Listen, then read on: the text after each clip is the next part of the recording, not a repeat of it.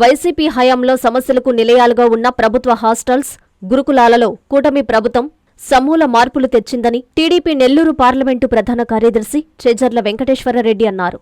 గురువారం టీడీపీ జిల్లా కార్యాలయంలో ఆయన మీడియా సమావేశం ఏర్పాటు చేసి మాట్లాడారు. ప్రభుత్వ హాస్టల్స్, గురుకులాలలో చదివే విద్యార్థులకు దేశంలోనే మొట్టమొదటిసారిగా చికెన్తో కూడిన భోజనం పెట్టడంతో పాటు హాస్టల్ విద్యార్థుల సంక్షేమానికి చంద్రబాబు అనేక చర్యలు తీసుకున్నారని అన్నారు. కూటమి ప్రభుత్వం 2 ఏళ్లలో సంక్షేమ హాస్టల్లో, గురుకులాల్లో సమూల మార్పులు తీసుకొచ్చిందని, దాదాపు 500 కోట్ల వ్యయంతో రాష్ట్రంలో ఉన్న ఎస్సీ, ఎస్టీ, బీసీ, మైనారిటీ హాస్టల్లో మరమ్మతులు చేపట్టడంతో పాటు అదనపు మరుగుదొడ్లు నిర్మించారని తెలిపారు. రాష్ట్రంలో ఆర్థిక పరమైన ఇబ్బందులు ఉన్నప్పటికీ ప్రభుత్వ హాస్టల్స్, గురుకులాలలో సొంతింటి కంటే మెరుగైన సౌకర్యాలు కల్పించడంతో పాటు నాణ్యమైన విద్యతో పాటు రుచికరమైన పౌష్టికాహారం అందించాలని ముఖ్యమంత్రి చంద్రబాబు నాయుడు సంకల్పమన్నారు.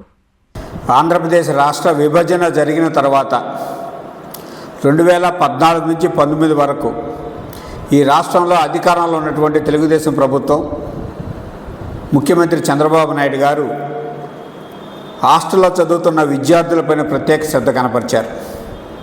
భారతదేశంలోనే ఏ రాష్ట్రంలో లేని విధంగా దేశంలోనే మొట్టమొదటిసారిగా ఎస్సీ, ఎస్టీ, బీసీ, మైనారిటీ హాస్టల్లో, గురుకులాల్లో చదువుతున్న విద్యార్థుల కోసం వారానికి 2 రోజులు చికెన్తో కూడినటువంటి భోజనం ఏర్పాటు చేసిన మొట్టమొదటి ముఖ్యమంత్రి నారా చంద్రబాబు నాయుడు గారు. అదేవిధంగా ప్రత్యేకంగా వారికి అవసరమైనటువంటి కనీస వసతులు కల్పించడంతో పాటు నాణ్యమైన విద్యను అభ్యసించేదానికోసం అనేక సౌకర్యాలు కల్పించడంతో పాటు టోటర్లను నియమించి ప్రత్యేక చర్యలు తీసుకోవడం జరిగింది. ఆ తదుపరి అధికారంలోకి వచ్చినటువంటి వైసీపీ ప్రభుత్వ హయాంలో 2019 నుంచి 24 వరకు ఈ రాష్ట్రంలో ఉన్నటువంటి ప్రభుత్వ హాస్టల్స్ అన్నీ కూడా నరకానికి నకళ్ళుగా మారాయి. కనీసం ₹1 పెట్టి ఎక్కడా కూడా రిపేర్లు చేసిన పాపాన పోలా. మరుగుదొడ్లకి కనీసమైనటువంటి తలుపులు లేకపోయినా కూడా అవి ఏర్పాటు చేసే పరిస్థితి కూడా లేదు. అదేవిధంగా మెస్ ఛార్జీలు పెంచిన పాపాన పోలేదు. అక్కడ చదువుతున్న విద్యార్థులు గాలికి వదిలేసారే తప్పితే వారికి మానవతా దృక్పథంతో కనీస అవసరాలు కల్పించాలని కూడా నాటి ప్రభుత్వం ఎటువంటి ఆలోచన చేయలేదు.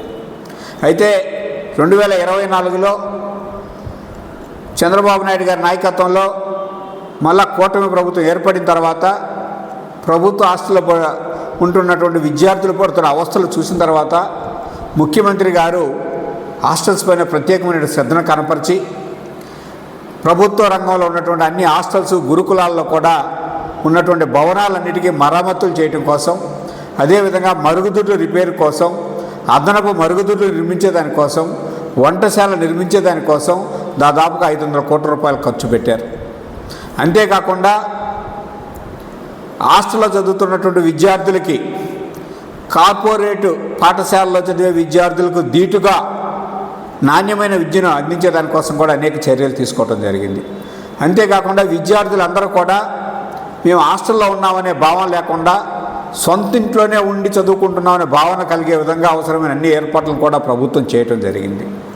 అదేవిధంగా వారి మీద ప్రత్యేక శ్రద్ధ కనపరిచి వారి ఆరోగ్య విషయంలో కూడా ప్రభుత్వం ప్రత్యేకమైన శ్రద్ధ కనపరిచి వైద్య పరీక్షలను కూడా నిర్వహించి వారి సంక్షేమానికి అనేక కార్యక్రమాలు చేపట్టింది. ఈరోజు రాష్ట్రంలో ఆర్థిక పరిస్థితులు బాగలేకపోయినప్పటికీ కూడా ఒకవైపు అధికారులు ఆర్థికంగా కొన్ని ఇబ్బందులు ఉన్నాయి సార్, మెస్ ఛార్జీలు వచ్చే సంవత్సరం నుంచి పెంచుదామని చెప్పినప్పటికి కూడా ముఖ్యమంత్రి గారు ఏమాత్రం కూడా లెక్క చేయకుండా విద్యార్థుల సంక్షేమం నాకు ముఖ్యం అని చెప్పి ఈరోజు విద్యార్థులకు ఇచ్చే ప్రభుత్వ హాస్టల్స్, గురుకులాల్లో ఉన్నటువంటి విద్యార్థులకు ఇచ్చే మెస్ ఛార్జీలను 10% పెంచాలని నిర్ణయం తీసుకున్నారు. దీనివల్ల విద్యార్థులకి మరింత నాణ్యమైనటువంటి పౌష్టికాహారం అందే అవకాశం ఉంది. అదేవిధంగా వారి విద్యపైన కూడా దృష్టి పెట్టే అవకాశం ఉంటుందనే ఉద్దేశం ముఖ్యమంత్రి గారు నిర్ణయం తీసుకున్నారు. ఈ నిర్ణయం తీసుకున్న ముఖ్యమంత్రి గారికి ప్రత్యేకంగా ధన్యవాదాలు తెలియజేస్తున్నాం. అదేవిధంగా విద్యార్థులు కానీ విద్యార్థుల తల్లిదండ్రులు కూడా ఒకసారి ఆలోచించాల్సిన అవసరం ఉంది. గత వైసీపీ హయాంలో ప్రభుత్వ హాస్టళ్ల పనితీరు ఏ విధంగా ఉంది, అక్కడ ఉన్నటువంటి విద్యార్థుల సంక్షేమానికి నాటి ప్రభుత్వం ఏ విధంగా పట్టించుకోకుండా గాలికి వదిలేసింది. ఈరోజు కూటమి ప్రభుత్వం అధికారంలోకి వచ్చిన తర్వాత సంక్షేమ హాస్టల్లో చదువుతున్న పిల్లల్ని సొంత పిల్లలుగా ప్రభుత్వం భావించి వారికి అవసరమైనటువంటి అన్ని మెరుగైనటువంటి సౌకర్యాలు కల్పించడంతో పాటు పౌష్టికాహారం అందించడంతో పాటు నాణ్యమైన విద్యను అందించడంతో పాటు భారతదేశంలో జరిగే ఏ కాంపిటేటివ్ ఎగ్జామ్లు అయినా కూడా పోటీ పడి ఉత్తీర్ణులయ్యే విధంగా మన విద్యార్థులు తీర్చిదిద్దడానికి కోసం ప్రభుత్వం అనేక చర్యలు తీసుకుంది. ఈ సందర్భంగా గురుకుల పాఠశాలలో కానీ కూడా ప్రత్యేకమైన శ్రద్ధ కనపరిచి వాటికి కూడా ప్రత్యేకంగా భవనాలు నిర్మించాలని ముఖ్యమంత్రి గారు నిర్ణయం తీసుకున్నారు. ఈ మెచ్చార్జీలు పెంచాలని నిర్ణయం తీసుకున్న ముఖ్యమంత్రి గారికి ఈ సందర్భంగా ప్రత్యేకంగా ధన్యవాదాలు తెలియజేస్తున్నాం. Marvelous infrastructure, tech-enabled learning, excellent placements records, Center of Excellence in Engineering and Innovation, vibrant campus life, state-of-the-art sports facilities. Adi Shankara College of Engineering and Technology Autonomous, Gudur, Tirupati District, Andhra Pradesh, India. Dreams become reality with a perfect platform. Give wings to your ambition. Ignite it with power, with creativity. Let it fly high to reach the sky. Let your passion be high. Take you places. Script your success story and make you a champion in the world of education. We welcome all these meritorious students into Adi Shankara as a successful students. Transform your dreams into reality with Adi Shankara College of Engineering and Technology, Gudur, Tirupati District, Andhra Pradesh, India.